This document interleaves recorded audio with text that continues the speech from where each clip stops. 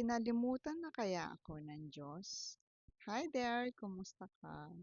Alam mo sa tuwing feeling ko ang tagal na ng paghihintay ko sa mga prayers, tapos may mga unanswered prayers, lagi ko rin yung natatanong sa sarili ko, buhay pa ba yung mga pangako ng Diyos para sa akin? Ba't parang ang tahimik ng langit?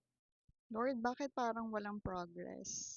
But today, I'd like to encourage you as well with a beautiful Bible verse, Isaiah 40:31. But those who hope in the Lord will renew their strength. Wala rin naman sinabi sa Bible or wala rin sinabi si God na hindi na tayo maghihintay. All of the godly men in the Bible, lahat sila ang tagal ng pinaghintay bago matupad yung pangako. And in the process of waiting, ang daming nagbabago, hindi sa sitwasyon, kundi personal character natin. Sabi dun sa napakinggan ko, wag mong problemahin yung fulfillment ng pangako. Kasi ano man ang mangyari, tutuparin at tutuparin ng Lord yon because He is not a liar. Walang pangako ang Diyos na babalik sa Kanya na hindi natupad.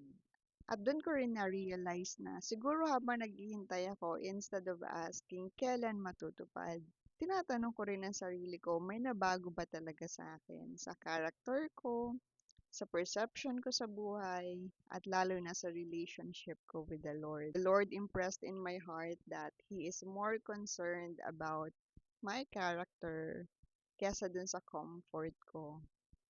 Hindi perfecto. Every day we struggle with challenges. Every day we are a work in progress.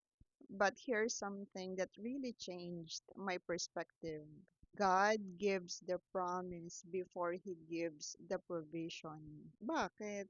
Because He wants us to learn to trust Him more before we see His miracle. He wants us to seek the promise keeper than waiting for the promise to be fulfilled.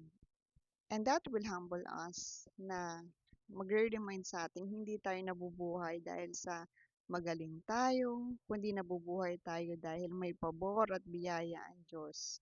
Kaya kapit lang tayo, dasal pa tayo. You may also think that God has already forgotten you in this season. He is just preparing you for what He already prepared for you even before you ask. Buhay pa rin ang pangako ng Diyos. God is not late. May ginagawang kamangha-manghang bagay ang Diyos sa sitwasyon natin ngayon.